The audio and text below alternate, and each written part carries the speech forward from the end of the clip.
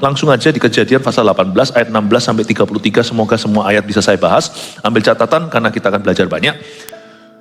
Doa syafaat Abraham untuk Sodom ini cerita tentang bagaimana Abraham bersyafaat untuk Sodom Gomora di mana ada kemenakannya si Lot. Kita lihat ayat 16. Lalu berangkatlah orang-orang itu dari situ dan memandang ke arah Sodom, dan Abraham berjalan bersama-sama dengan mereka untuk mengantarkan mereka. Berhenti. Makanya ini satu khotbah di penggal 5. Jadi Anda lihat di episode, Anda sekarang berada di episode kelima. Mungkin tidak ngikuti cita-cita sebelumnya. Saya kasih sedikit aja background story. Latar belakangnya adalah Abraham itu dikunjungi oleh 3 tamu misterius. 3 tamu misterius ini malaikat, 1 bukan malaikat. 1 adalah penampakan Tuhan Yesus di Perjanjian Lama. 3 datang ke Abraham untuk beritahu bahwa tahun depan dia akan punya Ishak. Dia akan dapat momongan. Abraham umur 99. Jadi tahun depan dia umur 100 genap. Tapi mereka tidak berhenti sampai mendatangi Abraham. Mereka lanjut tripnya. Cuman yang lanjut hanya tinggal 2. Yang 1 lagi kembali ke sorga. 2 lagi ke Sodom dan Gomora. Ini adalah orang dari 3 orang itu. Salah satunya bicara sama Abraham. Inilah Yesus Kristus in the Old Testament di Perjanjian Lama. Lalu 2 orang setelah terjadi kesepakatan antara mereka berdua, Abraham dan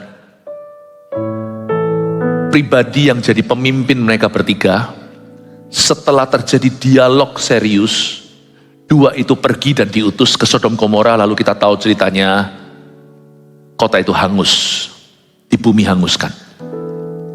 Sekarang saya ambil cuplikan pembicaraan antara salah satu dari 3 tamu misterius dengan Abraham. Nah, saya mau tunjukkan bahwa mereka ternyata lebih akrab daripada yang kita kira. Dan tamu itu sama sekali tidak misterius. Persahabatan dengan Tuhan itu tidak bisa dipungkiri. Kalau memang ada dalam setiap musim hidupmu, di mana saja, orang yang bersahabat dengan Tuhan akan merasa dekat dengan Tuhannya. Kita melihat pembicaraan mereka itu sangat-sangat indah. Kita baca ayat 16 sekali lagi. Lalu berangkatlah orang-orang itu dari situ dan memandang ke arah Sodom. Dan Abraham berjalan bersama-sama dengan mereka untuk mengantarkan mereka. Jadi 3 orang itu habis mampir di Abraham. Abraham kasih dia makan daging. Dan Sarah membuat roti dari tepung terbaik. Setelah mereka makan dan kenyang, mereka berjalan terus ke arah Sodom dan Gomora. Waktu berjalan, Abraham mengantarkan mereka. Abraham berjalan gak sampai Sodom Gomora.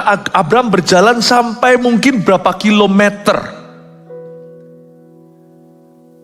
Zaman dulu hospitality itu begini. Kalau ada tamu datang, Anda harus melakukan yang terbaik.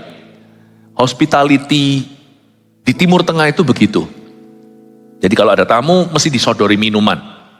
Di Indonesia juga kan, misalnya ada orang masuk ke rumah kita, tidak sopan kalau kita disodori minuman. Timur Tengah lebih lagi, mereka kasih makan, kasih wagyu. Seharusnya hospitality Timur Tengah cukup sampai situ. Biasanya di pintu rumah, dalam hal ini pintu kemah, karena Abraham tinggal di tenda. Mereka pergi ya sudah, tapi ternyata Abraham masih jalan berkilo-kilometer lagi, menyertai 1 dari 3 orang itu. Di sini menunjukkan persahabatan. Kalau mau ikut Tuhan itu tidak boleh hit and run. Banyak orang Kristen kan gitu, setelah dapat yang dia doakan, udah gak jalan sama Tuhan. Hit and run itu tabrak lari. Abraham itu meskipun sudah tidak berkepentingan, dia sudah lakukan bagiannya. Kalau dia tidak menjamu tamu-tamu ini, dia bisa dikecam di Timur Tengah. Katanya orang ini adalah orang yang tidak ramah lah, orang ini orang yang tidak tahu tata krama lah. Abraham sudah lakukan. Tapi sahabat tidak pernah berjalan hanya di mil 1.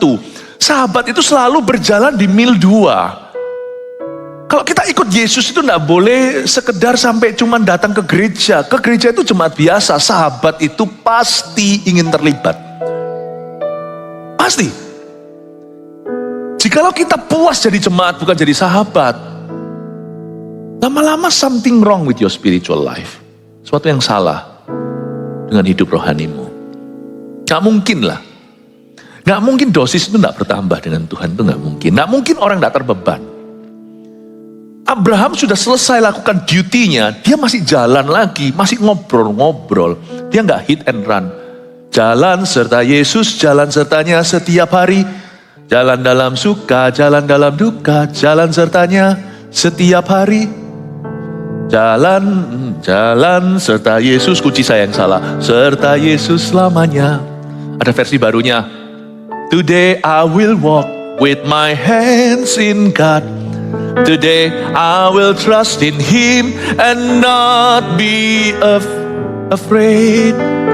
For He will be there. Kalau habis makan itu susah tarik nafas.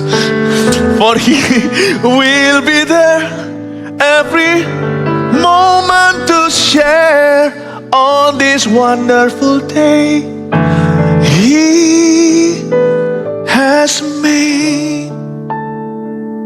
Abraham itu kerinduannya jalan terus sama Yesus. Cuman memang ada batas sih. Ada masanya kita gak bisa jalan sama Tuhan terus. Karena waktu Tuhan sudah masuk ke area kedaulatan, di situ Anda gak bisa jalan. Dia jalan sama Tuhan sampai Tuhan kembali ke sorga. Tapi dua orang malaikat yang menyertai Kristus dalam cerita ini pergi ke Sodom dan Gomora. Dan Tuhan tidak izinkan Abraham masuk ke Sodom. Tetap jalan sama Tuhan itu akan ada batasnya. Karena kita bukan Tuhan. Jalan sama Tuhan itu pasti ada batasnya. Ya, pasti ada batasnya. Karena kita ini daging dan darah. Kita ini manusia. Tuhan gak bisa bawa kita ke tempat-tempat bahaya. Gak tentu semua orang diutus ke situ. Tuhan ada di tempat-tempat laknat. Mungkin di tempat prostitusi. Tapi Tuhan gak mau Anda ke sana. Anda bisa jalan dengan Yesus, tapi jangan ke situ. Yesus ada di sana. Yesus ada di mana-mana. Janganlah Anda ke situ. Paham maksud saya? Jalan sama Tuhan, kita ngotot aja ada batasnya. Apalagi kita yang membatasi diri. Padahal gak apa-apa. Apalagi kita yang tidak mengejar Tuhan. Padahal Tuhan gak lari. Bayangin, kita yang ngotot selalu bersama Tuhan aja. Ada satu titik Tuhan berkata, you berhenti di sini. Kamu gak bisa ikut. Elisa itu lengket sama Elia. Itu pun gak bisa ikut selamanya. Setelah dia menyeberangi sungai Yordan, tadinya kan di battle di Yeriko, disuruh mandek dia sama mentornya. Sudah berhenti di sini, gak mau. Sekali-kali demi hidupmu, demi Allah yang hidup, aku tidak akan meninggalkanmu. Itu pun kan gak bisa ikut naik kereta berapi-api yang Tuhan kirimkan dari sorga. Kan Elia terangkat, jubahnya jatuh, Elisa ditinggal. Even if you follow hard, sekalipun kalau Anda sungguh-sungguh ikut Yesus, Anda tidak bisa ikut dia kemana-mana kok. Kenapa kita batasi kalau dia tidak halangi? Kenapa banyak anak-anak Tuhan malas cari Tuhan? Kenapa ada banyaknya Tuhan beralasan? Kalau Tuhan tidak merintangi kita, kenapa kita gak lari? Lari aja gak bisa. Gak bisa, nututin Tuhan Yesus kok. Lari aja kita kadang-kadang tidak bisa catch up. Gak bisa mengejarnya. Saya belajar dari ayat 16 saja terharu saya. Abraham itu punya persahabatan yang luar biasa intim dengan Tuhannya. Dia gak hit and run. Dia berjalan bersama dengan mereka untuk mengantarkan mereka. Tapi dia gak boleh ke Sodom, dia gak boleh ikut ke situ. Dan Tuhan Yesus kembali ke sorga, Abraham manusia saja, belum waktunya, dia belum mati. Ayat 17, berpikirlah Tuhan, apakah aku akan menyembunyikan pada Abraham apa yang hendak kulakukan ini? Bukankah sesungguhnya Abraham akan menjadi bangsa yang besar serta berkuasa, dan oleh dia segala bangsa di atas bumi akan mendapat berkat, sebab aku telah memilih dia, supaya diperintahkannya kepada anak-anaknya dan kepada keturunannya, supaya tetap hidup menurut jalan yang ditunjukkan Tuhan, dengan melakukan kebenaran dan keadilan, dan supaya Tuhan memenuhi kepada Abraham apa yang dijanjikan kepadanya. Ayat 17, berpikirlah Tuhan, apakah aku akan menyembunyikan kepada Abraham apa yang hendak kulakukan ini? Ayo kalau kita baca Alkitab harus kritis sedikit berpikirnya. Bukan untuk meragukan firman Tuhan, tapi untuk mencerna. Waktu saya baca ayat 17 ini, berpikirlah Tuhan. Siapa yang nulis kitab Kejadian? Kok bisa tahu pikiran Tuhan? Nggak mungkin Musa, nggak mungkin Abraham ya kan? Abraham yang ngelakoni, Abraham yang alami.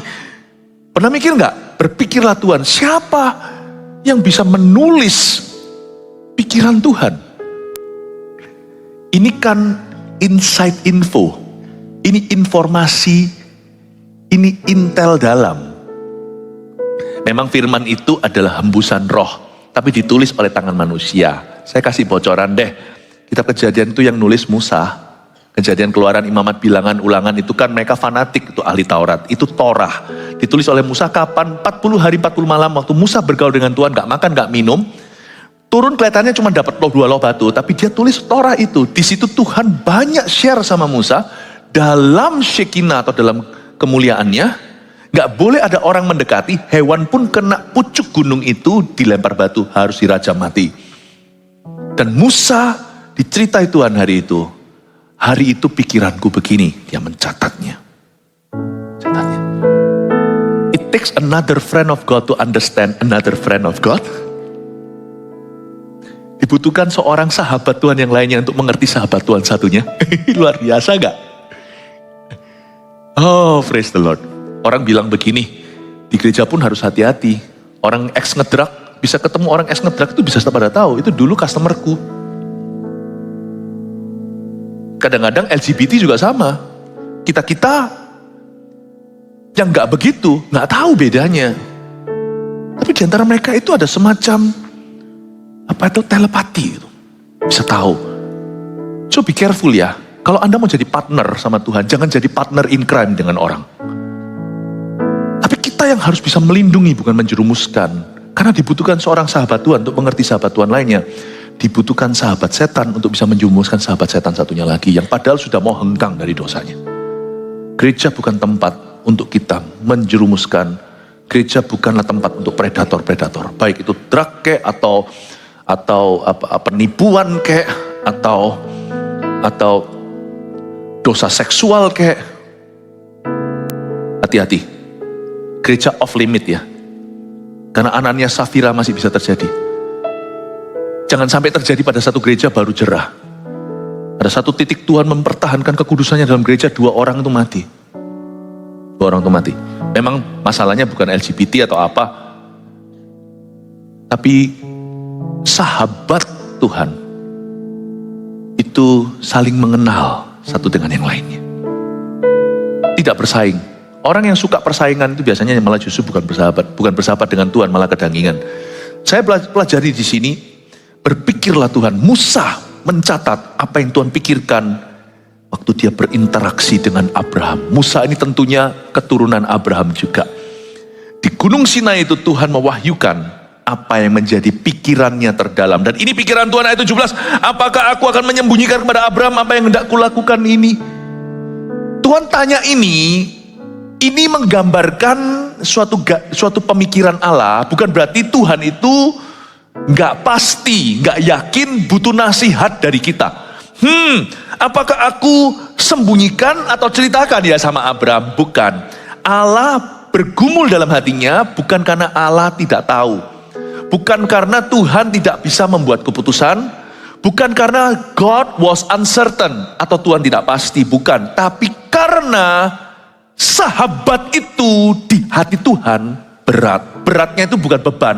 Beratnya itu diperhitungkan oleh Tuhan. Mestinya Allah Bapa, Putra, Roh Kudus, lu gak usah ikut-ikutan. Kamu tuh cuma manusia daging dan darah, keturunan Adam dan Hawa lagi. Tapi kalau orang bersahabat dengan Tuhan, rasanya gak ngajak dalam musyawarah. Padahal Allah itu serba cukup tanpa ciptaannya. Beritahu gak ya? Beritahu gak ya? Abraham gak nuntut loh. Tapi Tuhan yang gak enak. Luar biasa ya. Efeknya pada hati Tuhan. Kalau kita takut akan Allah. Jadi saya gak heran ada ayat. Barang siapa bergaul karib dengannya, Tuhan akan menyatakan perjanjiannya.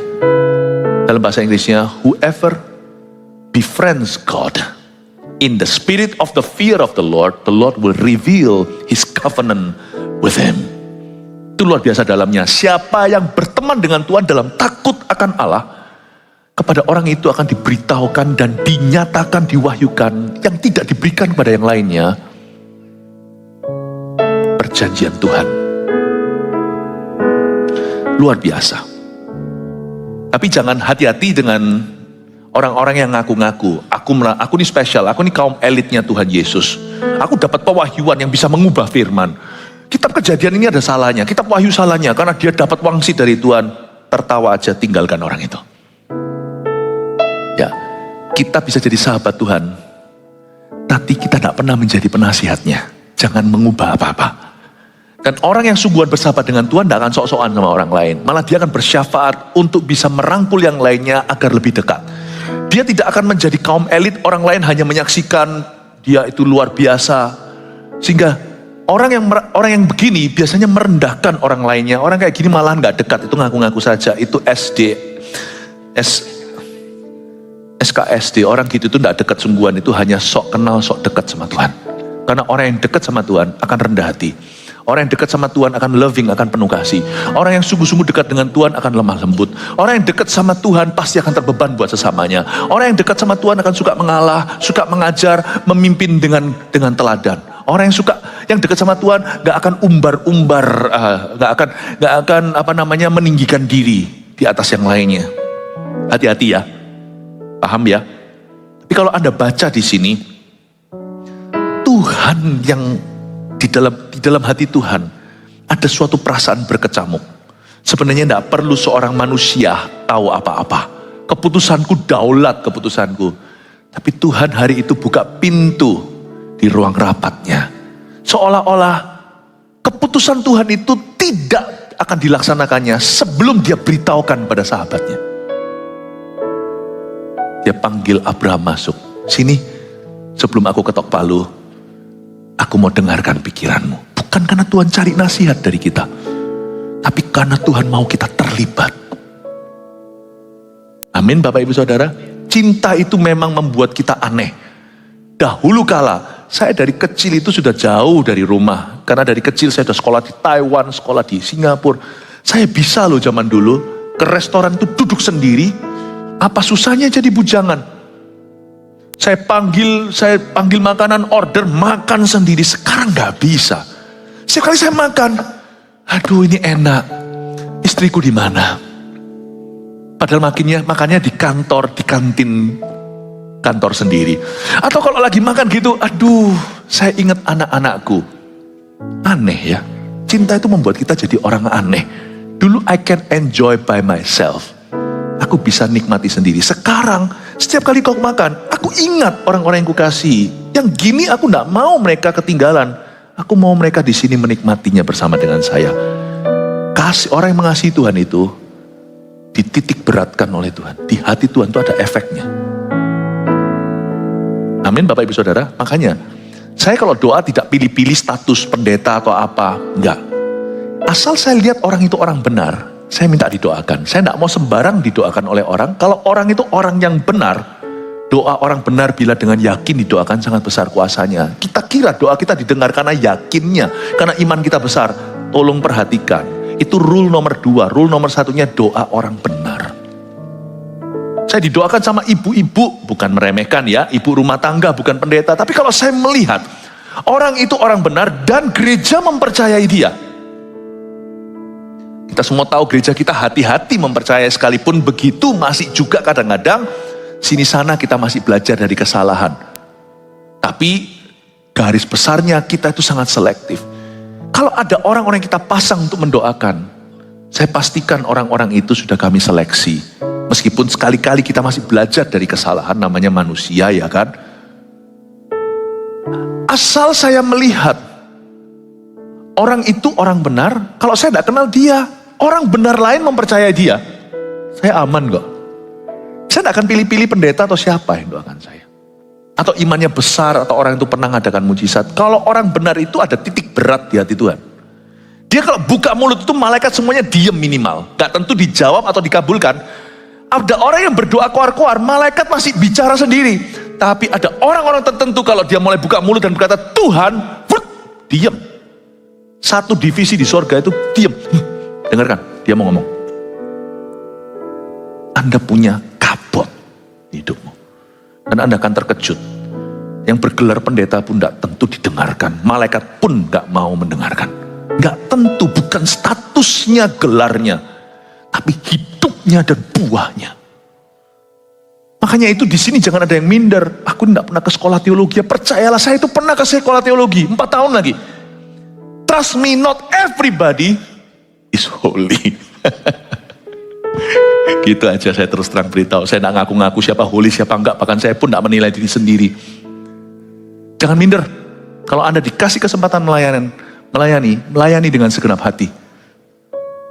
Layani dengan murni. Kemurnian itulah game changernya. Kalau Anda murni itu, Anda diberatkan di hati Tuhan. Anda punya bobot. Amin.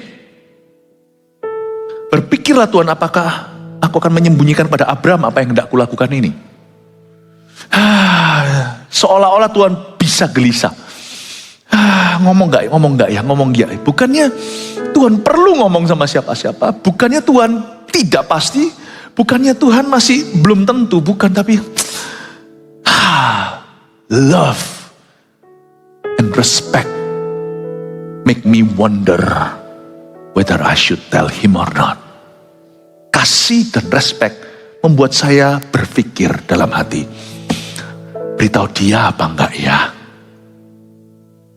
Makanya itu, orang kalau dekat Tuhan itu keuntungannya banyak. Bukan berarti mulus hidupnya dibebaskan dari semua pencobaan, ya enggak. Rasul-rasul itu mati martir, tapi orang dekat sama Tuhan itu pasti tahu hatinya. Dunia masih riset sini, riset sana, riset sini. Orang itu sudah ngerti isi hatinya Tuhan. Gak rugi gak dekat sama Tuhan. Bersahabat dengan Tuhan itu banyak sekali keuntungan dan faedahnya. Ayat ke-18, bukankah sesungguhnya Abraham akan menjadi bangsa yang besar? Nah, sekarang mulai masuk ke alasan mengapa Tuhan memberitahu Abraham rencananya untuk kunjungi Sodom dan Gomora dan potensi menghukum tempat itu secara supranatural. Tuhan beritahukan. Sekarang saya mau Anda melihat why. What are the underlying reasons? Apakah alasan sesungguhnya di balik layar yang membuat Tuhan yang Maha Daulat harus bicara pada seorang sahabat yang notabene hanyalah manusia daging dan darah seperti kita. Sekarang saya tunjukkan ada 2 alasan mengapa Tuhan beritahukan. Yang pasti gini dulu ya. Yang pasti Tuhan itu gak perlu curhat sama siapa-siapa. Pahami itu. Jadi bukan seolah-olah, aku ini perlu share ini. I need to share this with a human. Aku perlu beritahu ini dengan seorang manusia. Dan Tuhan juga tidak mau memberitahukan Abraham atau siapa saja karena rasa penasaran mereka.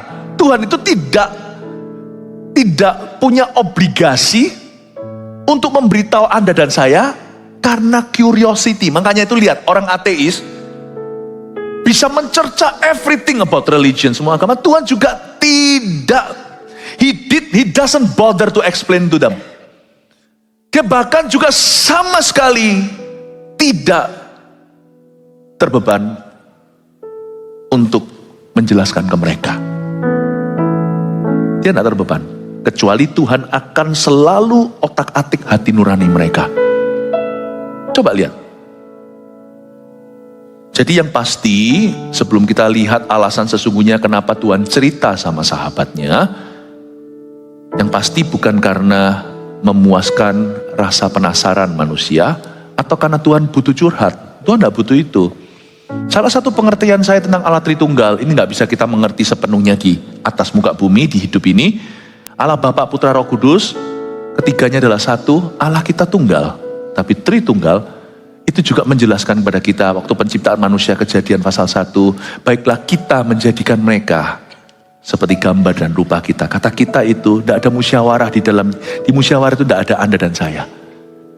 Allah Tritunggal itu penuh dan lengkap.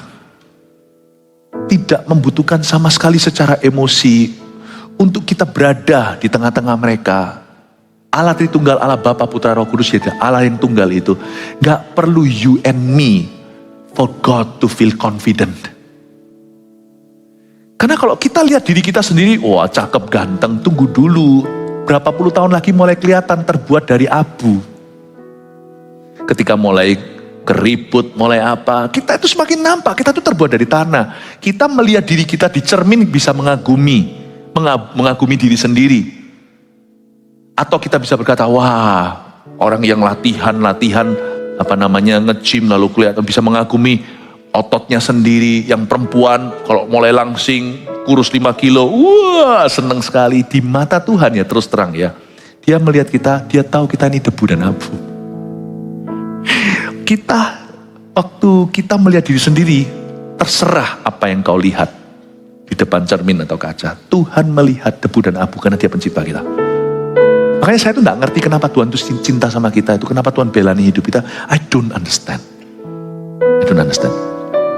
Ya. Tuhan itu matanya tembus pandang. Coba kalau kita di MRI atau CT scan. Anda pernah lihat? Cakep gak cakep? Gak ada bedanya. Dalamnya itu cuman isinya organ-organ tubuh, darah-darah atau apa. Gak ada bedanya. Tuhan tuh melihat kita tuh tembus pandang. Dia gak melihat tampang. Dia lihat kita tuh, dia tahu kita debu dan abu.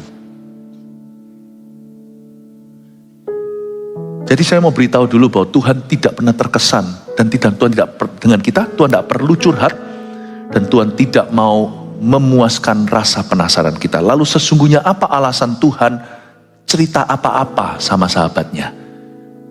Kita lihat ayat 19, sebab ayat 18, bukankah sesungguhnya Abraham akan menjadi bangsa yang besar serta berkuasa? Dan oleh dia segala bangsa di atas bumi akan mendapat berkat. Garis bawahi, menjadi bangsa yang besar. If God reveals anything to us, debu dan abu, pasti alasan dibalik itu demi umat Allah. Pasti, karena Abraham akan menjadi bangsa yang besar. Saya tidak boleh GR. Hai debu dan abu seperti Anda dan saya, nggak boleh GR berlebihan. Kalau Tuhan wahyukan saya sesuatu, ada bahaya lalu kita diluputkan. Atau kita nggak tahu apa yang terjadi di dunia, tapi ternyata lewat kebijakan-kebijakan di perusahaan atau bahkan di ministry dalam gereja, ternyata sudah dipersiapkan groundworknya. Waktu pandemi datang, bum bum bum bum bum bum bum bum bum.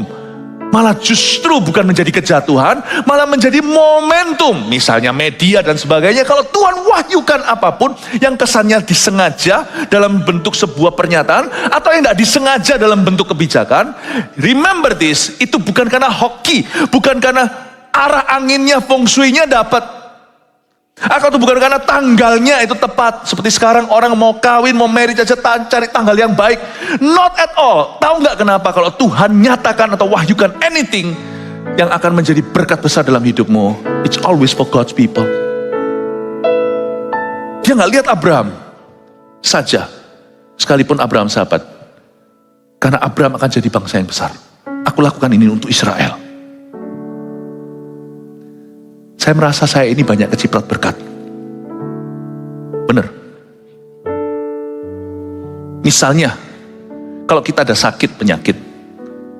Terus sampai suatu hari nggak sengaja, saya dengar ya, ada salah satu leader kita kena sakit. Nggak sengaja itu. Baru aja kemarin saya jadi Jawa Tengah. Ada satu orang ditemukan CA. Kalau Anda lihat orangnya, nggak nampak seperti pernah kanker. Dia itu nggak sengaja ketemu di tubuhnya itu cancer yang seharusnya nggak terdeteksi di organ itu. Nggak bisa lewat cek darah saja, tapi karena ada keluhan lain, dicek, ketemulah kanker itu. Memang ada tindakan medis, tapi dia termasuk golongan beruntung. Biasanya kanker tersebut kalau ketahuan sudah stadium 4. Kalau sudah ada keluhan, itu pasti sudah nyebarnya sudah di paru-paru lalu otak. Itu saya lihat dia, kenapa ya Tuhan orang ini hoki? Karena selidik demi selidik, orang ini cinta melayani. Dia berguna bagi umat Allah. Tuhan wahyukan sesuatu tanpa disengaja. Kalau bukan Tuhan gimana? Bayangkan setan taruh itu di tubuhnya.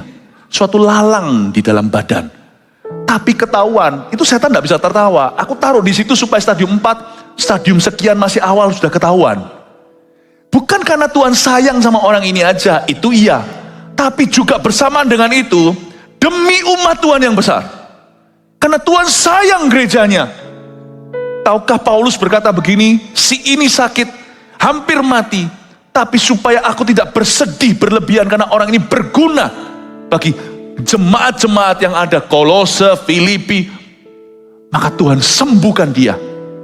Bukan karena Tuhan cinta dia, tapi juga bukan hanya karena Tuhan cinta dia, tapi juga karena Tuhan memperhatikan, mempertimbangkan saya, Paulus dan jemaatnya. Tahukah, there are blessings given to you because you serve God's people. Waktu saya lihat leader itu, salah satu leader kemarin di Jawa Tengah, saya lihat, wow, orang ini bukan hoki. Karena umat Tuhan tidak boleh kehilangan dia. Setan baru taruh lalang, langsung ketahuan. Langsung dicabut. Meskipun harus operasi diambil. Saya mau dorong Anda untuk melihat ini. Tuhan menganggap kita sahabatnya. Kenapa Tuhan harus beritahu Abraham? Karena Israel. Cerita ini harus ditulis supaya Israel mengerti bagaimana menjadi umat pilihan Tuhan. It was not purely for Abraham. Itu juga untuk umat Allah. Selain itu, kalau Anda lihat di ayat 19, sebab aku telah memilih dia. Nah, ini sekarang karena Abraham. Kalau tadi itu karena Israel, itu berkat korporat, tapi orang ini kena ciprat. Kalau sekarang di ayat 19, ini urusan Tuhan secara individu dan personally dengan Abraham. Sebab aku telah memilih dia, supaya diperintahkannya kepada anak-anaknya dan kepada keturunannya, supaya tetap hidup menurut jalan yang ditunjukkan Tuhan, dengan melakukan kebenaran dan keadilan, supaya Tuhan memenuhi kepada Abraham apa yang dijanjikannya kepadanya. Jadi dua hal yang membuat Tuhan itu mewahyukan sesuatu. Satu, demi umat Allah. Ini bukan PowerPoint ya, nanti akan ada sendiri 3 poin sederhana. Tulis dulu aja, mengapa Tuhan mewahyukan sesuatu kepadamu yang tidak diwahyukan ke orang lain. Pasti ada hubungannya untuk umat Tuhan. Pasti demi gereja. 2, kenapa Tuhan mewahyukan sesuatu kepada Abraham atau kepada sahabat-sahabat yang lain? Because of what God is doing in their life. Karena aku memilih dia. Karena Tuhan melihat Abraham ini adalah orang pilihan. Dan Tuhan punya tugas atas hidupnya. Bukan soal Israel aja. Tuhan merasa tidak adil jikalau tidak mewahyukan ini kepadanya. Dalam naluri keadilan Allah, Allah merasa bahwa ini harus dia cerita kepada sahabatnya. Karena Tuhan sedang mengerjakan sesuatu di dalam dirinya. Masa gini nggak dia ceritakan perkara sebesar ini? Paham maksud saya Bapak Ibu Saudara? Nah pertanyaannya sekarang, is God doing anything in your life? Apakah Tuhan mengerjakan sesuatu di hidupmu atau tidak? Kalau tidak, jangan-jangan Tuhan tidak perlu mewahyukan apa-apa di dalam hidup Anda. I know God is doing something in mine. Saya tahu Tuhan sedang mengerjakan sesuatu di dalam diri saya. Salah satu confidence atau rasa percaya diri saya itu karena saya tahu I have a purpose in my life. Saya punya tujuan ilahi dalam hidup saya. Naik pesawat saya tidak takut, naik mobil saya tidak takut. Karena saya tahu saya punya tujuan. Saya bisa jaga diri sebatas yang manusia mampu. Tapi selebih dari itu, saya nggak takut takdir karena nasibku di tangan Dia yang berkepentingan. Kalau saya tahu saya orang pilihan, saya dipilih Tuhan untuk sesuatu, bukan kamu yang memilih aku yang memilih kamu supaya kamu pergi dan berbuah dan buahmu kekal. Kalau saya tahu bahwa Tuhan itu punya gawe, Tuhan itu punya kepentingan dalam hidup saya nggak takut tenggelam. Ini GR-GR yang baik sih, ini bukan kesombongan. Kalau ada apa-apa, saya nggak rugi kok, karena mati adalah keuntungan. Kalau ada apa-apa sama saya, kalau belum waktunya, yang rugi adalah bukan saya. Karena saya ketemu Tuhan tidak rugi apa-apa. Tapi Tuhan ketemu tidak orang seperti kita di antara umatnya. Kalau Anda punya kesaksian seperti itu, Anda tidak akan takut hadapi apapun juga. You will not be afraid. The sense of purpose. Makanya, orang yang tidak pelayanan apa-apa, tidak kontribusi apa-apa pada kerajaan sorga, tidak pernah memberi diri, tidak pernah sempurna melayani maksud ilahi, orang seperti itu sebenarnya hidup dalam ketakutan. Karena Anda tidak tahu, Anda bisa asuransi kanan kiri, lakukan ini itu, taruh semua hartamu di lumbungmu, di dalam hatimu tetap ada satu fear, rasa takut. So anything can happen to you and God will not help you. Apapun bisa terjadi denganmu, Tuhan akan menolongmu. Mungkin uang bisa menolongmu sebentar. Mungkin koneksi Anda bisa, kepandaian Anda, tapi sebentar. Ada sebuah ketakutan. Dan sahabat Tuhan punya divine assurance, bukan asuransi. Divine assurance itu artinya kepastian ilahi. Bahwa I have a purpose in my life. Aku punya tujuan. Ini tolong dipahami, tangkap dengan baik ya. Jangan ditwist, jangan disalah ngerti. Saya tidak takut kok. Yang harusnya concern itu bukan saya. Bapak ibu saudara, kenapa Tuhan wahyukan sesuatu kepada hambanya, kepada sahabatnya itu Abraham? Karena kenapa Tuhan wahyukan? Satu adalah demi umat Allah, demi Israel. Dua, karena Tuhan sedang mengerjakan sesuatu dalam hidupnya. Tuhan berkepentingan dalam hidup Abraham. Dan Tuhan harus wahyukan. Tuhan tidak bisa tidak.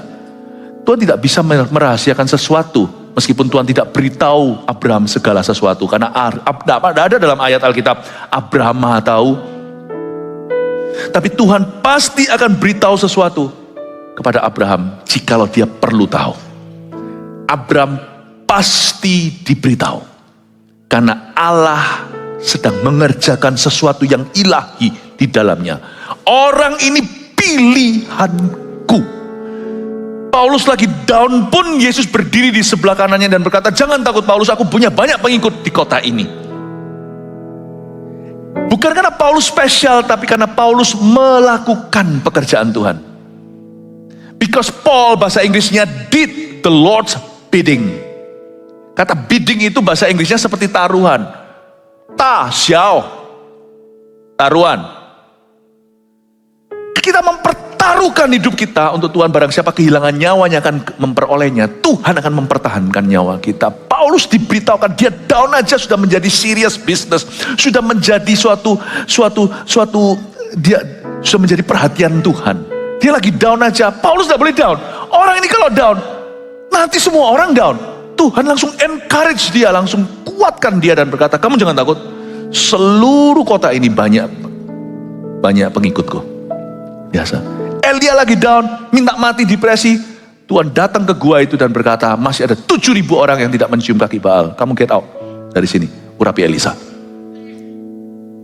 Bapak ibu saudara, kalau Anda tidak terlibat misi apa-apa, Tuhan juga tidak terlibat apa-apa di hidup Anda. Segitu aja. Cukup dia mati, kuberimu tanda tidak lebih daripada tanda Yunus. Pada hari ketiga, ikan memuntahkannya. Sudah, aku mati di Kalvari. Enough. I will not tell you anything else. Hidupmu hidupi sendiri. Aku akan berjalan dengan hamba-hambaku. Makanya saya tidak berani berhenti melayani Kristus. Bukan karena ketakutan masuk neraka, bukan. Karena saya takut kehilangan persahabatan dengan Allah. Saya tidak mau tarik Tuhan ke hidup saya. Hidup saya bawa. Di mana Tuhan berada, hidup saya berkembang di sana. Carilah dahulu kerajaan sorga dan kebenarannya, semua akan ditambahkan. Saya dorong Anda, kalau di sini masih ada orang yang merasa jadi jemaat biasa, sudah oke aja. Not in this church. Di gereja ini Anda diajari partnership with God, kemitraan dengan Tuhan. Tahukah, tanpa harus menunjuk ke gereja mana, karena itu bukan urusan kita. Gereja itu ada hakimnya sendiri, yaitu Tuhan sebagai kepala. Tapi kita perlu evaluasi gereja sendiri. Tahukah, tidak sedikit di dunia ini gereja yang murtad. Kita evaluasi aja, jangan sampai gereja kita murtad jalan. Detik di mana we stop following Christ and we demand Christ to follow us. Waktu kita berhenti mengikuti Kristus, tapi kita tuntut Kristus ikut kita dan menjadikan dia sinterklas. Saat itulah gereja kita murtad. Not this church. This church akan menjadi gereja Kristus. Paham menangkap ini ya Bapak Ibu Saudara? Tuhan yang menganggap kita sahabatnya karena kita berjalan dengan dia. Bukan Tuhan suruh antar kita, kita yang antar Tuhan. Kita lihat ayat 20, sesudah itu berfirmanlah Tuhan, sesungguhnya banyak keluh kesah orang tentang Sodom dan Gomora dan sesungguhnya sangat berat dosanya. Saya sempat tanya juga waktu baca ini, gimana ya Tuhan? Tuhan maha tahu sih, jadi nggak usah Nggak usah sesuatu banget baca ayat ini, kita langsung ngerti lah. Tuhan bisa tahu tanpa melalui informan. Tetapi di sini Tuhan bicara dalam bahasa manusia sama Abram. Sesudah itu berfirmanlah Tuhan, sesungguhnya Abram, banyak keluh kesah orang tentang Sodom dan Gomora. Sesungguhnya sangat berat dosanya. Kalau Tuhan ngomong sama Abraham, banyak keluh kesah, saya jadi mikir kira-kira siapa saja ya informannya. Tahukah saudara, cara Allah mendengar doa? Seperti contohnya banyak keluh kesah orang tentang Sodom dan Gomora. Di sini adalah God's sense of justice. Tuhan tahu Sodom Gomora ini merah kirmisi dosanya dari mana. Tuhan Maha tahu, dan Tuhan itu punya selera keadilan, punya sense of justice, punya naluri keadilan itu yang kenceng banget. Hakim di dunia ini tidak ada satupun yang mendekati hakim orang hidup dan orang mati. Jadi satu, informasi Tuhan dapat dari mana? Banyak keluh kesah tentang Sodom dan Gomora. His sense of justice, insting keadilan Tuhan. Tuhan betahan. Sodom Gomora itu kok begitu ya? Selain itu saya yakin banyak keluh kesah orang tentang Sodom Gomora itu sampai ke telinga Tuhan itu, salah satunya adalah creation can cry. Tahukah Anda bahwa ciptaan dunia bukan manusia itu bisa berseru pada Tuhan? Bumi ini banyak dosanya. Ingat Habil waktu dibunuh, Tuhan ngomongnya secara figuratif, tapi sebenarnya juga harafiah. Darah adikmu itu berseru dari tanah. Dunia ini bisa, bahasa Jawanya wadul sama Tuhan. Bumi ini bisa, bisa mengadukan kepada penciptanya. Jadi salah satu keluh kesah Sodom Gomora adalah lewat ciptaan Tuhan. Mereka itu merusak banget. Saya tidak bicara tentang environmental, tentang tentang alam seperti Greenpeace, orang-orang yang memperjuangkan alam dan sebagainya, bukan. Tapi saya mau beritahu simple aja, bahwa di akhir zaman ini kenapa banyak gempa, kenapa banyak tanda-tanda seperti bumi bersalin, terlalu banyak dosanya di dunia ini. Bumi aja betahan. Apa yang menahan dunia ini nggak hancur dalam semalam? Kesempatan dari Tuhan. Saya nggak tahu apa betul nggak, misalnya di sosial media saya pernah ditunjukin teman, satu tempat adakan parade setan, LGBT segalanya. Besok di Amerika Latin, banjir badang dan orang-orang mati semuanya. Kita tidak bisa berkata, tahu rasa hukuman Allah. Kita harus menangis dengan orang yang menangis. Tapi dalam hati ada satu teologi yang kita bisa pastikan, itu ada kebenaran. Setelah kemarin mereka parade besar-besaran, laki cium laki, perempuan cium perempuan, setengah telanjang jikalau bukan telanjang, dan elu-elukan setan, gak butuh Yesus. Besoknya langsung terjadi tsunami di sana. Paham maksud saya? Bumi bisa laporkan sama Tuhan, barusan ada parade homoseksual di sini. Bumi bisa laporkan. Itulah sebabnya kalau rumah Anda tidak mau dihuni hantu, jangan sampai rumah yang terdiri dari batu mati itu bisa berseru pada penciptamu. Banyak dosa di sini. Gak pernah mungkin terpikirkan, selama ini yang kita kira bisa mengadu itu pendoa syafaat atau manusia. Ternyata bumi bisa mengadu. Makanya terjadi kayak begitu. Tempat yang berkata, yang menyombongkan diri ke atas langit kadang-kadang diresponi. Tempat di mana terjadi hujatan, di situ terjadi kutukan. Bapak Ibu Saudara, saya percaya Sodom Gomora itu buminya teriak sama Tuhan. Too much violence ya, terlalu banyak kekerasan. Selain itu, juga para victims atau korban. Sodom Gomora itu terjadi banyak korban perkosaan, pembunuhan. Karena Alkitab berkata di situ tidak ada keadilan sosial. Orang-orang miskin tidak punya kesempatan, dan di sana gila sekali amoralitasnya. Tahu nggak, banyak keluh kesah itu juga banyak korban. Makanya itu saya dorong, misalnya sekalipun orang itu bukan orang Kristen, kalau berdoa syafaat untuk terjadi kebangunan rohani, untuk terjadi keselamatan, untuk orang kenal Tuhan, itu harus orang Kristen yang doa. Kalau bukan orang Kristen yang doa nggak bisa. Bagaimana orang yang nggak punya Injil doakan supaya orang diselamatkan oleh Injil? Paham ya? Tapi keluh kesah orang non Kristen juga bisa.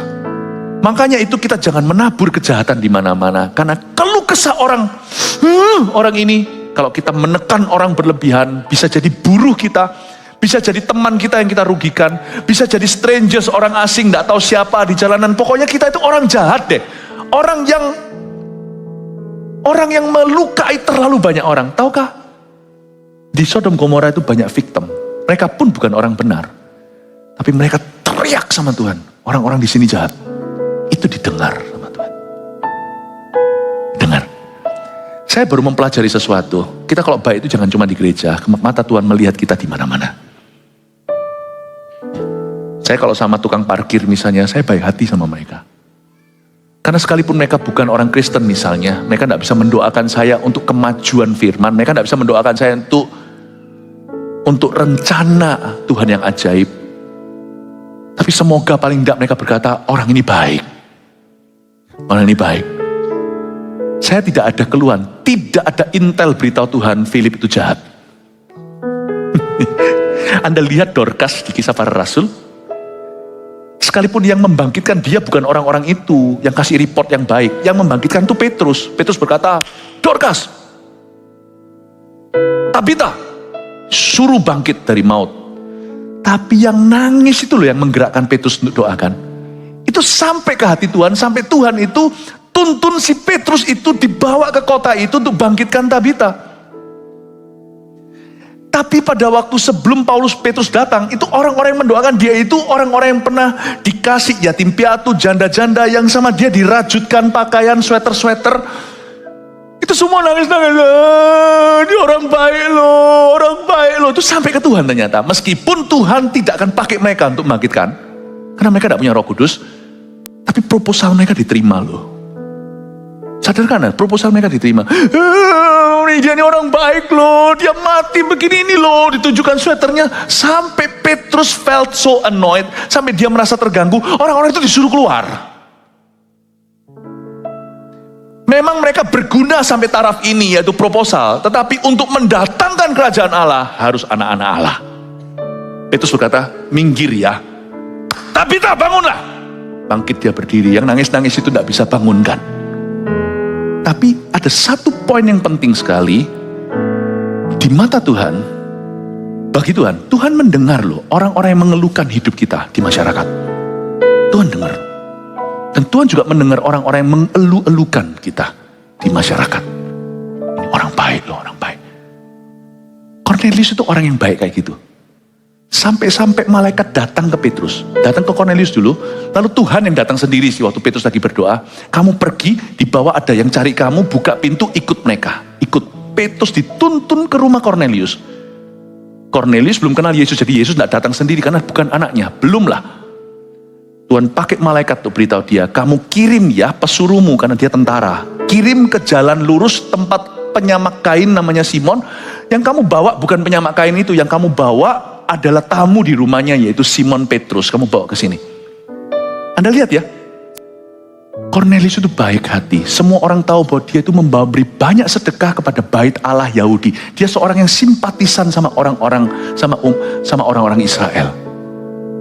Jadi dari sini saya mengambil kesimpulan bahwa Tuhan itu mendengarkan keluh kesah di masyarakat tentang kita.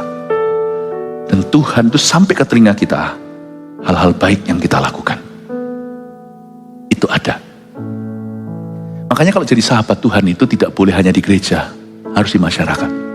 Semoga yang naik ke Tuhan nanti ngeluhkan saya itu cuma haters yang tidak punya fondasi. Tapi orang-orang yang semoga tidak ada keluhan dari hidup saya ke Tuhan Yesus. Saya itu takut sama Tuhan bukan hanya di gereja, tapi di dunia. Dari ini kita pelajari bahwa Sodom Gomora dibarbeque sama Tuhan. Gara-gara bumi mengeluh, korban berjatuhan satu-satu mengeluh. Janda-janda itu anak yatim piatu, yang diperkosa, yang dirampas, yang pakai gaya mafia, itu satu-satu naik. Tuhan tidak tentu hukum langsung, tapi cepat lambat akan ada hukuman. Jadi sini kita tahu bahwa Allah kita itu mendengar. Semoga ini menjadi berkat buat kita untuk lebih mawas diri, hati-hati. Jangan cuma di gereja, karena di gereja kita bisa pasang kedok rohani. Tapi mata Tuhan itu menjelajah ke seluruh bumi. Surat Tawarik.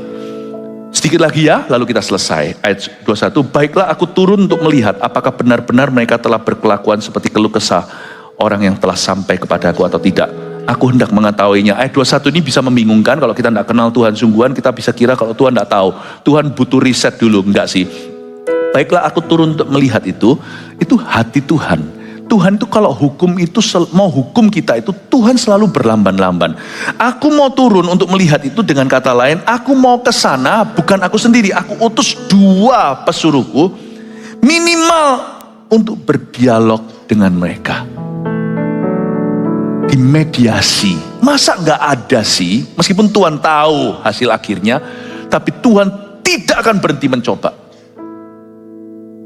Meskipun Tuhan tahu hasil akhirnya, tapi Tuhan yang memberi hak bebas pada manusia, coba utak-atik di area itu. Tuhan kirim 2 malaikatnya untuk berdialog. Siapa tahu masih ada orang yang bisa diajak bicara sama malaikat-malaikat Tuhan. Ternyata enggak. 2 orang itu datang langsung mau diperkosa, langsung mau diserbu oleh massa. Kalau Anda baca di cerita Sodom dan Gomora. Meskipun Tuhan tahu, kalau Anda tahu keluarga yang Anda cintai ini pasti mati, tetap di kemoterapi enggak? Kalau Anda tahu papa Anda yang Anda sayangi sudah dibolongi di sini, cabut pasti mati, dan toh tidak bisa sembuh, dokter berkata ini tidak bisa di reverse, diputar balik, Anda tetap kasih oksigen sampai akhir hayatnya enggak? Manusia yang jahat aja bisa baik kok. Tuhan tahu mereka pasti binasa, Tuhan tetap kirim 2 malaikat terbaiknya. Dialog sekali lagi sama mereka. Duduk sekali lagi, mau diperkosa. Bukan diperkosa, dari situlah keluar kata sodomi, karena semua yang serbu itu laki-laki. Malaikat Tuhan 2 itu juga pria. Malaikat Tuhan tidak ada yang wanita, by the way. Kalau tiba-tiba ada di rumahmu satu perempuan mengaku malaikat Tuhan, hati-hati, tengkinglah. Kecuali kalau itu istrimu, memang malaikat tak bersayap dia. Paham maksud saya? Itu hati Tuhan. Aku mau turun untuk mengetahui, itu berarti sekalipun dia pasti mati, ku kasih oksigen sampai titik darah penghabisan, itulah kasih. Supaya Anda melihat di sini bahwa sekalipun orang jahat diberi kesempatan sama Tuhan. Ayat 22, lalu berpalinglah orang-orang itu dari situ dan berjalan ke Sodom. Tapi Abraham masih tetap berdiri di hadapan Tuhan. Tuhan sudah mulai ngamuk tentang Sodom dan Gomora. Saya kasih saran ya di ayat 22, Abraham masih tetap berdiri di hadapan Tuhan. Waktu Tuhan senang, jalanlah dengan Tuhan. Jangan Tuhan tunggu Tuhan marah, baru kita melayani. Banyak orang kan gitu, ketika dia sudah mengalami musibah, stroke, berkata nanti kalau aku sembuh, aku melayani Tuhan. Telat, KASEP. Orang bangkrut dulu berkata nanti kalau sampai saya sudah bangkit lagi bisnisnya, saya akan menjadi donatur kerajaan sorga. Udahlah, yang gitu-gitu buat buat muak. Lebih buat muak lagi apa? Orang yang mendoakan dia tapi pamrih. Nanti kalau sembuh ya, kamu melayani ya di gerejaku. Aduh, Injil jadi murahan. Nanti ya kalau seperti Anda keluar dari hutang ya, kasih persembahan persepuluhan. Aduh, jijik aku mendengarkannya.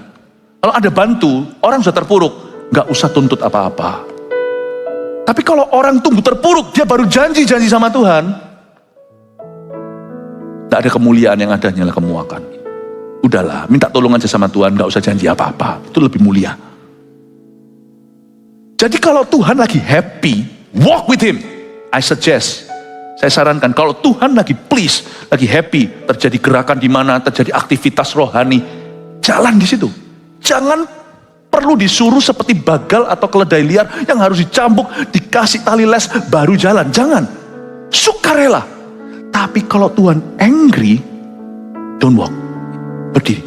Kalau papa lagi marah, diam aja. Anak saya waktu saya marah, saya jarang-jarang marah. Waktu saya marah, waktu mereka masih kecil, saya bikin berdiri. Berani, lalu pergi tinggalkan saya. Habislah. When papa is mad, don't walk. Jangan ngaku, nanti aku mau berbuat ini, berbuat itu untuk Tuhan. Janganlah, tambah ngamuk. When God is mad, stand still. Abraham mengerti itu sebagai sahabat. Waktu Tuhan lagi sudah mulai merah mukanya bicara tentang Sodom Gomora, banyak keluhan sampai ke dia, Abraham berdiri di hadapan Tuhan, tidak jalan. Tapi waktu Tuhan senang, dia jalan. Ayo Tuhan, jalan serta Yesus. Berbahagialah orang yang melayani sebelum dimarahi sama Tuhan. Sebelum diizinkan apa dan apa terjadi. Berbahagialah orang yang bisa memberi sebelum Tuhan pukul keuangan. Berbahagialah orang yang berkata, Tanganku kerja buat Tuhan, mulutku puji namanya, kakiku berjalan cari jiwa, upahku besar di sorga. Pikirannya orang yang melayani Tuhan karena sukarela. Nangkep ya ini ya? Dikit lagi boleh, lalu selesai ya. Saya dengar-dengar di luar masih macet dari minggu-minggu yang lalu. Abraham datang mendekat dan berkata, apakah engkau akan melenyapkan orang benar bersama-sama dengan orang fasik? Ini bagus sekali, mulai masuk ke doa. Dia mulai datang ke Tuhan, jadi dia mendekat dan berkata, Tuhan gak ngamuk kalau didekati. Padahal raja itu kalau gak manggil, Anda gak boleh masuk ke hadiratnya. Tapi Abraham dekat. Jadi keuntungan bersahabat dengan Tuhan itu gak tentu segala sesuatu diinisiasi oleh Tuhan. Tuhan yang menggerakkan dulu. Kalau Tuhan gak bergerak, kita bisa gerakkan. Ngomong gini gak boleh, bukan lancang. Ngomong gini itu bukan ngawur. Dengan kondisi kita sudah ngerti kehendaknya, kita sudah hidup dalam firman-Nya. Tahukah ada banyak mujizat terjadi, meskipun semua sumbernya adalah Tuhan. Tuhan yang memberi kerinduan, tapi sadarkah Anda, ada mujizat yang terjadi karena ada orang yang menginisiasi. Itu bukan Tuhan Yesus, tapi ada orang yang berdoa bagimu. Inilah keuntungan seorang sahabat. Dia tidak nunggu Tuhannya panggil, dia bisa mengajukan. Maka dia datang mendekat, memberanikan diri. Kalau orang lain pasti mati. Yang SKSD, yang sok kenal sok dekat sudah langsung rebah dulu, tak bernyawa. Tapi Abraham diterima di hadiratnya. Apakah engkau akan melenyapkan orang benar bersama dengan orang fasik? Di sini mengajari pada kita effective prayer. Doa yang efektif selalu dimulai dengan menghampiri Tuhan dengan hati. Karena Tuhan tidak akan marah kalau kita datang dengan hati. Bagaimana sekiranya ayat 24 ada 50 orang benar dalam kota itu? Apakah engkau akan melenyapkan tempat itu dan tidakkah engkau mengampuninya karena ke-50 orang benar yang ada di dalamnya? Abraham tidak lancang, dia berkata, Tuhan, kalau ada orang benar, masa Tuhan akan hanguskan sama orang fasik? Dia tidak mengkritik Tuhan loh ya. Di sini jangan sampai kita salah mengerti, mengira bahwa Abraham demands an explanation from God. Nah, disinilah kita kurang tahu diri. Kalau kita masuk hadirat Tuhan, kita menuntut Tuhan memberi penjelasan. Nah, siapa kita? Abraham tidak menuntut, kasih penjelasan. Kenapa kalau ada 50 orang, engkau akan hanguskan? Tidak. Dan dia juga tidak mempertanyakan motifnya Tuhan. Dia hanya bicara dari hati. Seolah-olah semua tergantung dengan dia. Abraham bisa terbeban gini pun Bapak Ibu Saudara, juga karena dia kenal Tuhan.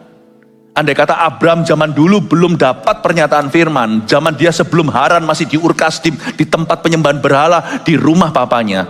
Saya rasa Abraham juga nggak ngerti syafaat atau terbeban bagi sesamanya. Ujung-ujungnya loh, kita bisa inisiatif sebagai sahabat. Kita bisa gitu pun karena Tuhan di hidup kita. Ya kan? Tapi keuntungan orang yang bersahabat adalah kadang-kadang ada mujizat yang seharusnya tidak terjadi. Secara manusia saya bicara, coba cerna. Tapi karena sahabat Tuhan yang memproposalkan, terjadi. Sungguhan. Menurut saya salah satu contoh itu adalah waktu Paulus di kapal karam. Kapalnya itu mau tenggelam, 200 sekian awak kapalnya. Dan Paulus dapat pernyataan, gara-gara kamu semuanya akan selamat. Tapi kapalnya akan kandas, barang-barang akan naas, tapi tidak satu pun terjadi casualty atau korban nyawa. Menurut saya, itu kalau tidak ada Paulus, itu pasti tenggelam. Orang-orangnya. Jadi ada mujizat yang terjadi, karena ada orang benar di dalamnya. Sadarkah Anda, bahwa kita yang bersahabat dengan Tuhan bisa mengubah sejarah? Mungkin tidak bisa mengubah dunia, kita bisa mengubah sejarah seseorang. Amin. Dia berkata seperti itu, jauhkan kiranya daripadamu untuk berbuat demikian, membunuh orang benar bersama dengan orang fasik, ayat 25, sehingga orang benar itu seolah-olah sama dengan orang fasik.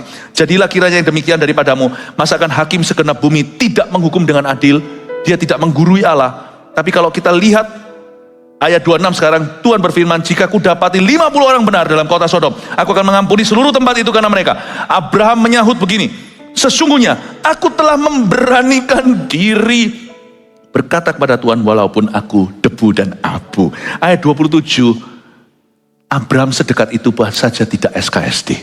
Dia maju, tawarkan 50. 50 ya Tuhan. 50 Tuhan. Baik, aku akan selamatkan kalau ada 50. Lalu dia mundur selangkah. Maafkan aku lancang Tuhan. Luar biasa ya. Kalau saya baca ayat 27, orang sedekat dia sekali berimannya bisa begitu segan sama Tuhan. Kira-kira saya ini Waktu baca ini saya tuh tertemplak loh. Saya terlalu berani sama Tuhan. Berapa banyak di antara kita pernah berkata, aku kecewa sama Tuhan. Dan kita berkata, mengapa Tuhan berkata gini? Sana siapa ngomong gitu sama Tuhan? Ini sudah sedekat itukah? Seperti Abraham sedekat itu sama Allah? Abraham ngomong 50 lalu mundur selangkah. Sesungguhnya aku telah memberanikan diri berkata pada Tuhan, walaupun aku debu dan abu. Saya itu gak berani. Saya beritahu terus terang ya, saya sama Tuhan kenal, saya rasa sih saya kenal dekat. Tapi biar Tuhan yang bersaksi, bukan saya. Tapi semakin dekat saya kenal sama dia, semakin takut saya. Takutnya bukan ketakutan, semakin segan, awesome, holy. Amin. Datang ke gereja juga punya sikap hati seperti itu. Datang ke gereja itu bukan lihat pembicara. Datang ke gereja seperti ini bukan program ibadah. Datang ke gereja seperti ini ketemu Tuhan. Pastikan dari rumah Anda siapkan. Datang tepat waktu. Datang itu dengan attitude begitu. Meskipun gitu enggak ada bedanya. Bedanya nanti hubunganmu dan persahabatanmu dengan Allah. Saya mau naik ke atas sini aja. Setiap kali saya mau khotbah aja, saya itu segan. Saya itu merasa gentar. Saya merasa gentar. Bapak ibu saudara, pelihara khidmat waktu datang ke rumah Tuhan. Saking biasanya coba, kita sambil doa sambil HP-an, ayo. Coba bayangkan, kadang-kadang Tuhan itu kurang kita orangkan. Kita di doa, di rumah, Tuhan lagi bicara nih. Saya anggap kalau setiap kali saya buka Alkitab itu Tuhan bicara sama saya. Jadi sebisa mungkin sedikit mungkin gangguan. Bukan berarti saya kaku. Kalau tiba-tiba anak saya kesandung apa ya saya pasti taruh. Saya nggak akan berkata Tuhan marah sama saya. Masa saya lancang enggak. Tapi bukan gangguan yang saya buat. Bayangin kalau saya buka Alkitab terus sambil HP-an, lihat ini segalanya. Kadang-kadang kita kurang khidmat. Kalau kita sahabat itu bukan berarti jadi SKSD, sok kenal sok dekat. Sahabat itu semakin segan sama Tuhan. Karena dalam persahabatan ini, kita itu juniornya, Tuhan itu seniornya. Mari kita pelajari bahwa kadang-kadang kita kurang memperlakukan dia dengan baik dan benar. Lagi Abraham melanjutkan perkataannya, sekiranya 40 didapati di sana. Saya lompat sampai ayat 32. Abraham mulai menawar dari 40 ke 30 ke 20. Sampai akhirnya harga terakhir di berapa? 10. Ayat 32 katanya. Janganlah kiranya Tuhan murka kalau aku berkata sekali lagi, ini saja. Dia pakai kata, janganlah kiranya Tuhan murka. Tuhan tidak harus kabulkan doaku, aku tidak akan kecewa. Tapi dia punya kemenakan di sana. Janganlah kiranya Tuhan murka kalau aku berkata sekali ini saja. Sekiranya 10 didapati di sana, firman-Nya, aku tidak akan memusnahkannya karena yang 10 itu. Lalu pergilah Tuhan setelah ia selesai berfirman pada Abraham. Dan kembalilah Abraham ke tempat tinggalnya. Tunggu sebentar. Tadi pertama kali buka harga, Lot minta, ini siapa? Abraham minta berapa? Gocap, 50. Abraham punya kemenakan, cuma satu namanya Lot. Dan dia tahulah, pasti pernah lihat sosial medianya. Mungkin Abraham pernah cek Instagramnya, gitu ya bahasa modernnya. Dia pasti tahu Lot punya istri dan punya 2 putri. Tapi dia minta 50, padahal dia cuma buka harga 4. Di sini kita melihat seorang pendoa syafaat. Abraham itu kenapa dia disebut sahabat? Karena dia tidak berdoa untuk keluarganya sendiri. Kalau dia berdoa bagi keluarganya sendiri, semua pengikut agama ya begitu. Tapi kalau dia mengutamakan kerajaan sorga, barulah itu sahabat Allah. 4 orang saja dia buka harga, dia minta gocap, minta 50. Mau tahu kenapa? Karena dia coba lucknya. Waktu dia berdoa dia berkata kalau 50 berarti bebannya bukan hanya untuk Lot. Tapi untuk Sodom dan Gomora. Lihat hatinya. Makin hari makin mirip sahabatnya. Abraham itu ingin menyelamatkan. Tuhan pun berduka untuk menghancurkan sebuah kota atau 2 kota sekaligus seperti itu. Tapi Abraham 50 dia berdoa, itu menunjukkan bahwa mentalitasnya kerajaan Allah. Kalau yang kita doakan hanya bisnis kita, hanya keluarga kita, aduh bedanya apa sama penganut agama lain-lainnya di dunia. Sahabat Allah itu bukan agama, sahabat Allah itu kerajaan Allah. Apakah Anda sahabat Allah? Kalau concern kita hanya hidupku dan hidupku melulu dan orang-orang yang kupedulikan, You are no different. Paham maksud saya Bapak Ibu Saudara? Dia minta 50. Dan akhirnya dia berhenti di 10. Saya kadang-kadang mikir seharusnya dia teruskan. Tapi Abraham mungkin mikir begini ya, mungkin ya. 10 gimana? Lalu dia berhenti tawar-menawar dan negosiasi. 10 itu dia pasti punya pikiran begini. Lot dan istrinya dan 2 orang anaknya masa puluhan tahun di Sodom dan Gomora gak bisa bawa 6 orang kepada Tuhan. Pasti adalah. Ternyata mengecewakan. Selama Lot di situ puluhan tahun, tak ada satupun yang dia bawa. Anak-anaknya pun rusak. Nanti incest sama dia, tidur sama ayahnya sendiri. Dan istri Lot juga kayak gitu duniawi. Lihat ke belakang jadi tiang awan. Tiang garam. Ya, paham Bapak Ibu Saudara? Dia pikir, aku gak bisa selamatkan 50. Gak apa-apa, 6 aja bersama dengan 4 orang anggota keluargaku. Ternyata yang gak dapet tuh 10. Saya kadang-kadang mikir ya, mestinya Abraham jangan kembali ke tempat tinggal ya.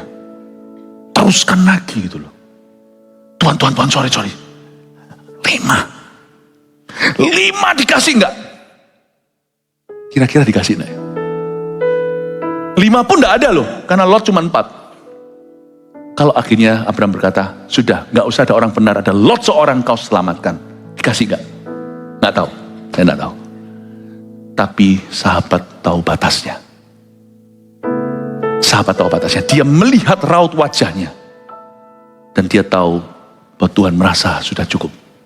Dia tahu berhenti, hands free. Dan dia berkata, ya Tuhan 10, thank you. Akhirnya 10 pun gak ada kan? Tapi Sodom Gomora tetap dibakar. Tuhan tepati janji. Tapi Lot selamat kan? Kalau tidak ada doa syafaat, Lot pun masuk dalam kategori dibakar. Kenapa? Karena 10 tidak ada. Semua Sodom Gomora tidak ada satupun yang lolos. Semua harus mati. Tapi gara-gara Abraham beranikan diri, gak dapat 10, cuma dapat 4. Tetap selamat. -1 istrinya jadi tiang garam. Tetapi selamat gara-gara Abraham. Saya beritahu, Lot kalau di sorga hari ini, kalau saya nggak tahu ceritanya gimana akhirnya, dia pasti akan berterima kasih sama Abraham. Tidak bisa menyelamatkan Sodom Gomora. Abraham tidak bisa menyelamatkan seluruh dunia, apalah. Cuman Timur Tengah juga tidak bisa. Tapi Abraham, gara-gara Abraham seorang sahabat, seorang Lot tidak jadi meringkuk di neraka. Dia diselamatkan dari Sodom dan Gomora. Bapak Ibu Saudara, maybe at the end of our life, kita tidak bisa mengubah dunia. Tapi berbahagialah orang yang kenal seorang sahabat Allah. Sebab hidup orang itu akan berubah selama-lamanya. Saya ingin Anda mencatat 3 poin ini. Maafkan saya kalau saya over waktu banyak. Kejadian yang kita baru membaca, Tuhan yang menganggap kita sahabatnya. Lihat 3 poin yang munculkan di sini. Nomor 1, orang yang berjalan dengannya dalam takut akan Allah adalah sahabatnya. Itu saja sih syaratnya. Takut akan Tuhan. 2, rahasia Tuhan ada pada orang-orang yang bergaul karib dengannya. Yang pasti orang yang bersahabat dengan Tuhan akan tahu sesuatu, bukan tahu segala sesuatu, tahu sesuatu yang orang lain tidak tahu. Itu sudah pasti. Tungguan. 3, doa harus spesifik. Saya suka doanya Abraham. 50, 40, 30, 20, dia nggak ngawang. Dia nggak seperti orang yang making a wish kalau happy birthday to you. Dia punya doa itu spesifik. 50, 40, 30, 20, 10 dia tahu berhenti, stop di situ. Lalu dia percayakan pada Tuhan, Lot selamat. Berarti doanya Abraham seharusnya gagal toh. Dia minta 10 pun tidak ada kok. Tapi Tuhan ingat sahabatnya. Gara-gara dia, Lot aku furi dia. Lot difuri oleh Tuhan gara-gara Abraham. Padahal Lot seharusnya 11-12 sama jahat. Doa harus spesifik dan bermula dari pengenalan yang benar akan Tuhan. Doa nggak boleh ngawur dan doa juga tidak boleh jambal dengan Tuhan. Doa harus dimulai dengan sebuah pengenalan dulu. Tuhan, dengan segan, apakah engkau akan melenyapkan orang benar dengan orang fasik? Tuhan, beranikan diri ya aku berkata kepadamu walaupun debu dan abu. Tuhan, masakah engkau akan memusnahkan sekali lagi aku berkata, beranikan diri kali ini saja, 10 gimana? Anda lihat itu, susunan doanya. Itu bukan topik-topik doa, pengenalan akan Allah. Tahukah Anda, sahabat Tuhan bisa minta sesuatu yang non-sahabat gak bisa. Kalau ini bukan Abraham, 500 pun gak dikasih sama Tuhan. Sorry ya. Kalau ini sahabat tengah-tengah, mungkin 50 saja. Berhenti di sana dia nggak berani lagi. Tapi karena dia dekat, dia berani minta lebih. Sampai 10 orang aja gimana? Tuhan berkata, aku akan selamatkan Sodom dan Gomora. Paham Bapak Ibu Saudara, efeknya di hati Tuhan. Seorang yang karib bergaul dengan dia, seorang yang takut akan Tuhan. Jadi, dengan ini saya selesai. Yang muda-mudi, tidak berhubungan seks sebelum menikah.